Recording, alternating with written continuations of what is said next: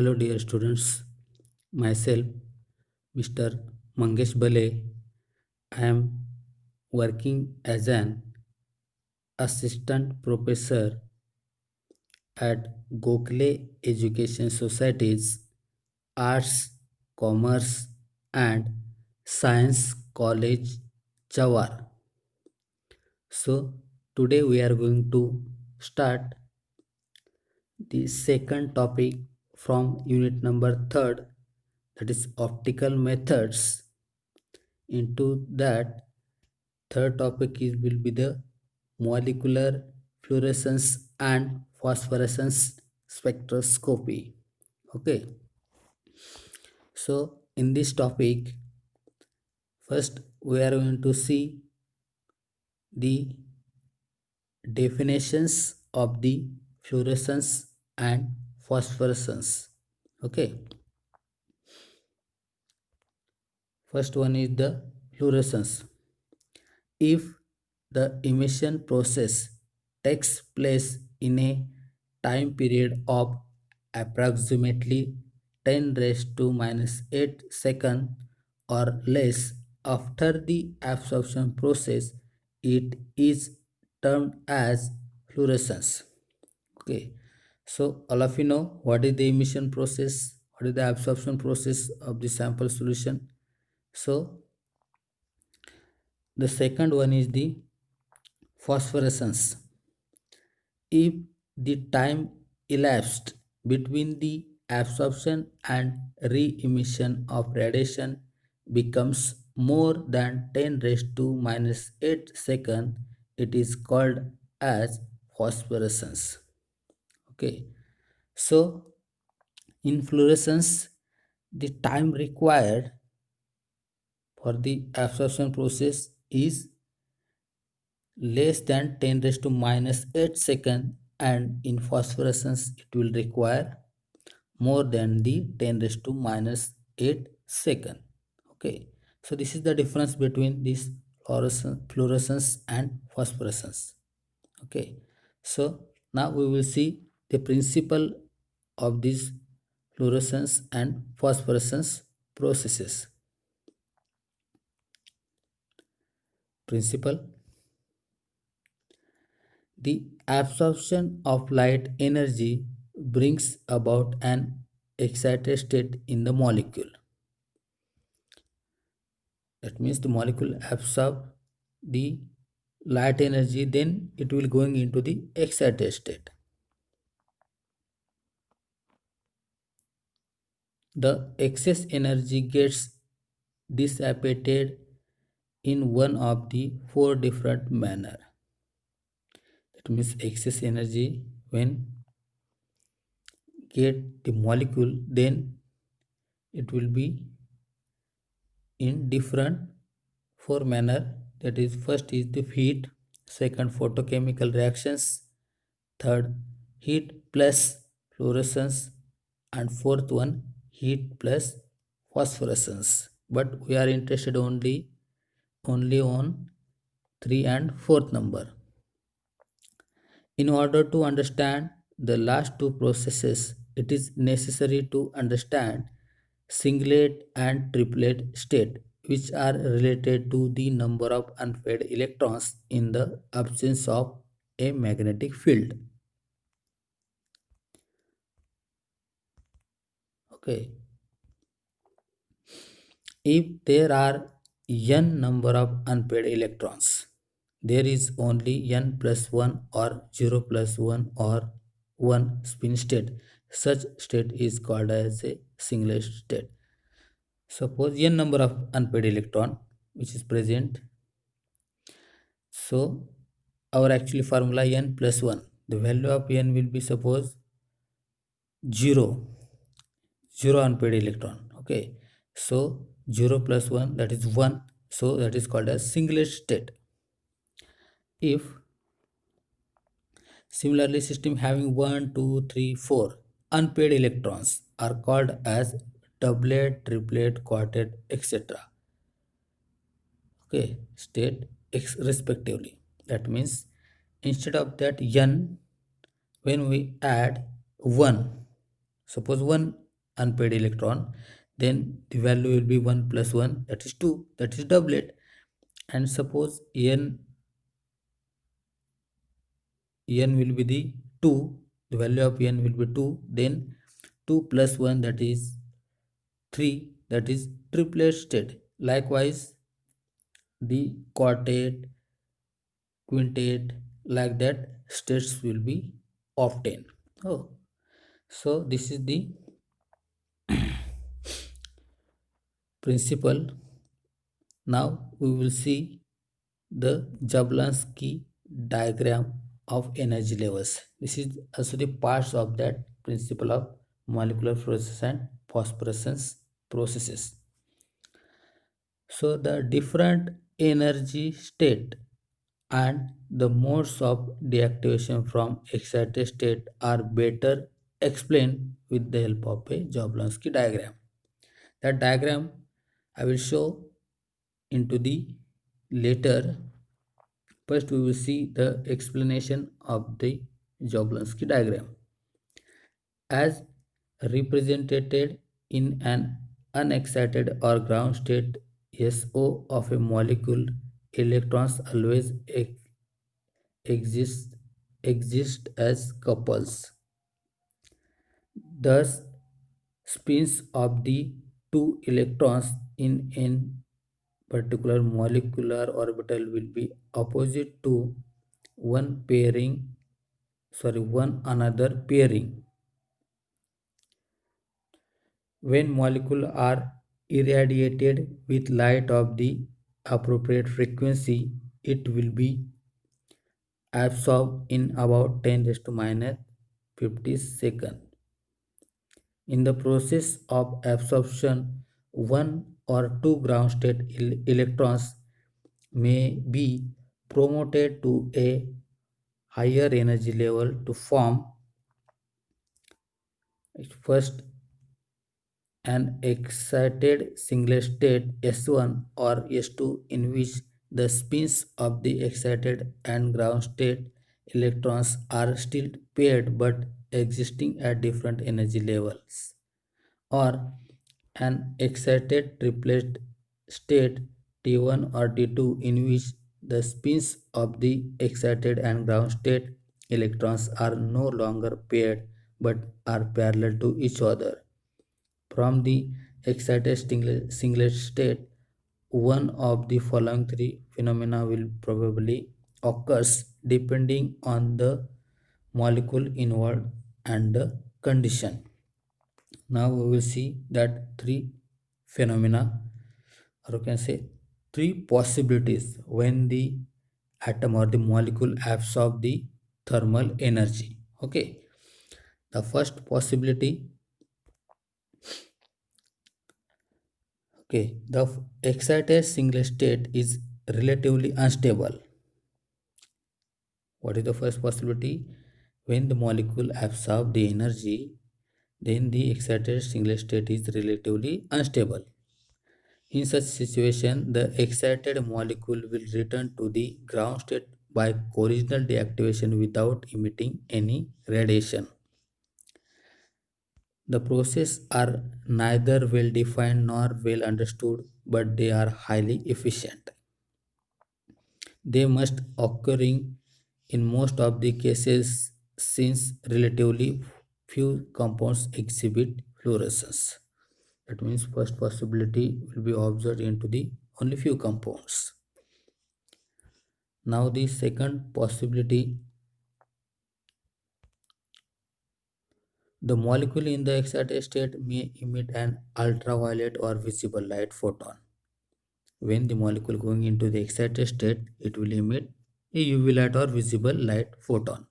In such case, the molecule in the higher vibrational levels rapidly lose their energy to other molecules and returns to the lowest energy level of the first excited singlet state, that is equal to 10 raised to minus 13 second. That means the molecule coming into the ground state from the excited singlet state, it will require 10 raised to minus approximately 10 raised to minus 13 second.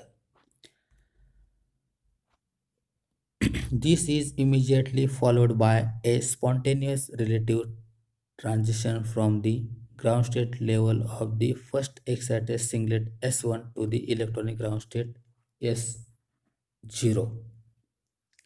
Since excess vibrational energy is previously lost to the surroundings, the energy of the associated photon will be less than the absorbed light energy, and the wavelength of the emitted light will be longer than that of absorbed. This process is known as fluorescence. Okay. Third possibility,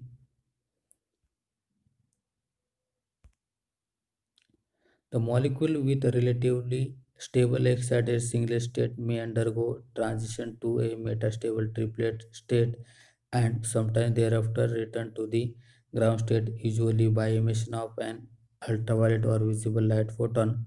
This process is known as phosphorescence emission. The process of crossing from a singlet state, that means no unpaired electrons, to a triplet state to unpaired electrons, is termed as intersystem crossover.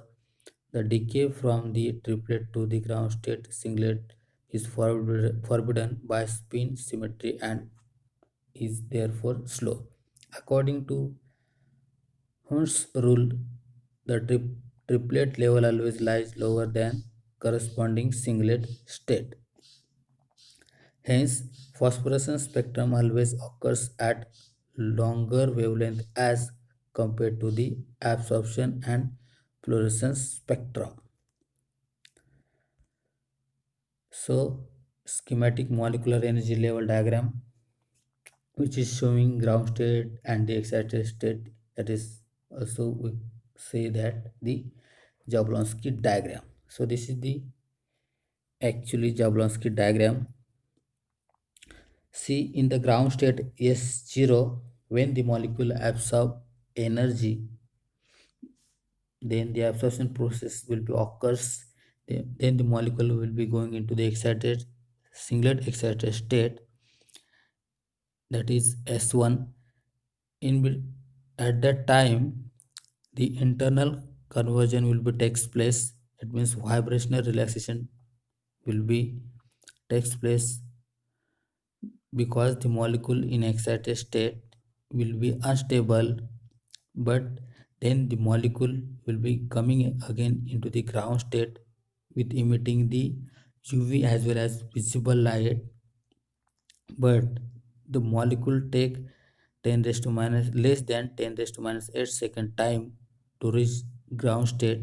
Then the process will be occurs as a fluorescence process, but it will take 10 raised to minus 8 second more time, more than that 10 raised to minus 8 second. Then that molecule will be intersystem crossing will be takes place, and triplet excited state will be occurs, and then the more time will be required. Then the process will be the phosphorescence. When from the both system, that means fluorescence and phosphorescence, the molecule when reach to the ground state, then vibrational relaxation will be takes place with emitting the ultraviolet light or the visible light. Okay, so this is the Jablonski diagram that will be useful for the principle of the molecular fluorescence as well as phosphorescence processes. Okay, so now we will see the relationship between fluorescence intensity and concentration. Okay, Beer's-Lambert's law can be applied to the intensity of radiation transmitted by substance or solution, but it cannot be applied to fluorescent radiation directly because it is emitted by a substance. The relation between intensity of fluorescence F and concentration of fluorescent substance C can be established as follow. Now we will see the relation between fluorescent intensity and the concentration. concentration. Okay, so see, F is directly proportional to the F is directly proportional to the I0 minus IT. Okay, this is the relation between fluorescent intensity and the concentration of the substance. So F is equal to K into I0 minus IT. K is the proportionality constant. This is the equation number 1, where capital F is the intensity of fluorescent radiation, K is the proportionality constant, I0 is the intensity of incident radiation, IT is the intensity of transmitted radiation. So, according to B.S. Lambert's law, okay, log to the base 10 into I0 upon IT is equal to epsilon BC. Okay, so this is the actually the B.S. Lambert's law. According to that law, this equation will be obtained. All of you know this equation.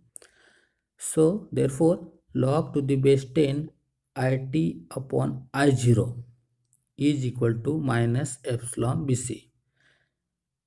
We have just replaced, that is, numerator will be going into the denominator and denominator going to the numerator.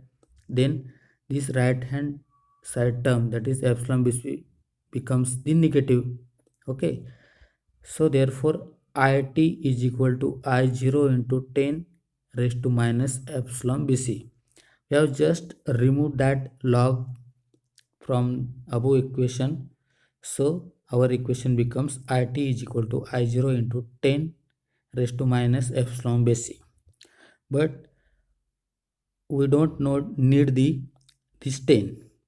So our equation becomes IT is equal to I0 into E raised to minus 2.303 epsilon BC. When we replace this T, the E raised to minus 2.303 will be obtained.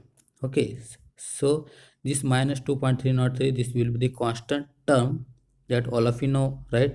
So this is become the equation number 2. Okay, now we will see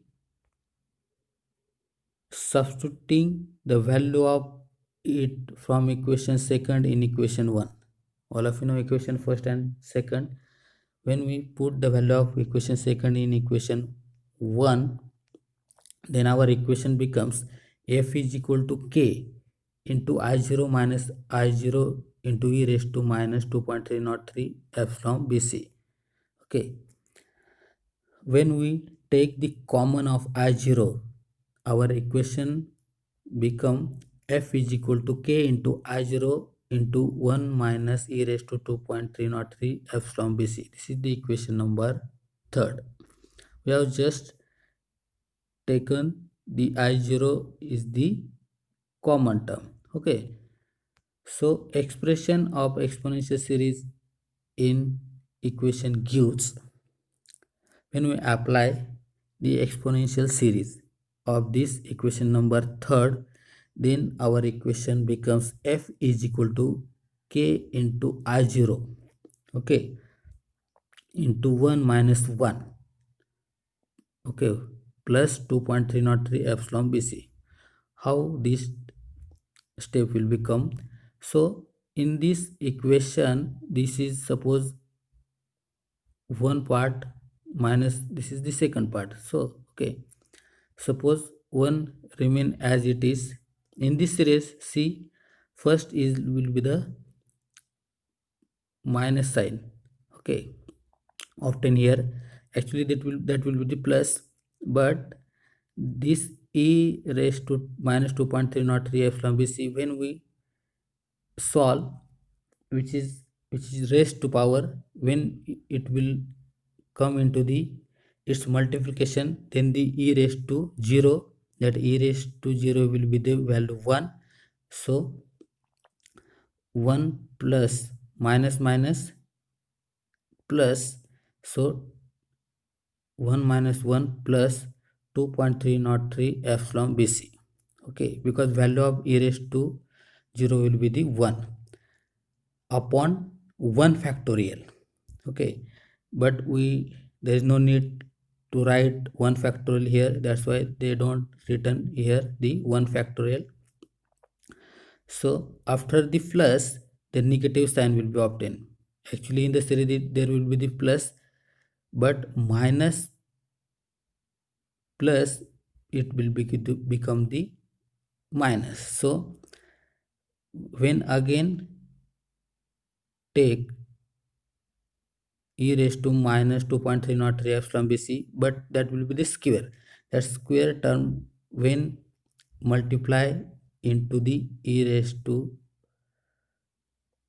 0 value, then again e raised to 0 value will be the 1, and the multiplied term, that is 2.303 epsilon bc square, remain as it is, but there will be the 2 factorial. Okay, because we have done the square of that term. Now minus then plus. Why plus? Because according to this series it here will be the minus value, but our e raised to minus 2.303, that's why minus minus plus, then same thing will be obtained, but just the square or then cube will be occurs when we go next to the next step. Okay, so this is the continuous process. This is actually the exponential series of the above equation number third. So this is actually the fourth number equation. But when epsilon bc is small and approaches 0.05, the above equation reduces to f is equal to k into I0 2.303 epsilon bc. See, actually epsilon bc will be the very small term. That's why they have taken its value 0.05. Then our equation becomes f is equal to 2.303 k into I0 into epsilon bc, equation number 5. For a given solution and path length epsilon bc and I0 are constant term, then therefore our equation becomes f is equal to k dash into c, where k dash will be the 2.303 ki 0 epsilon bc. So our final equation will be, therefore f is directly proportional to the c, that is equation number 4.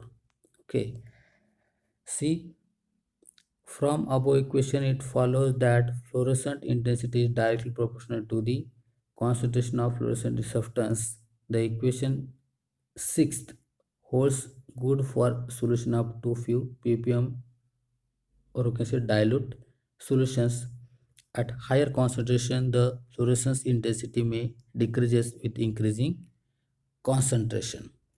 Okay, so this is the relation between fluorescent intensity and the concentration of the substance. So this is for today's lecture. Thank you.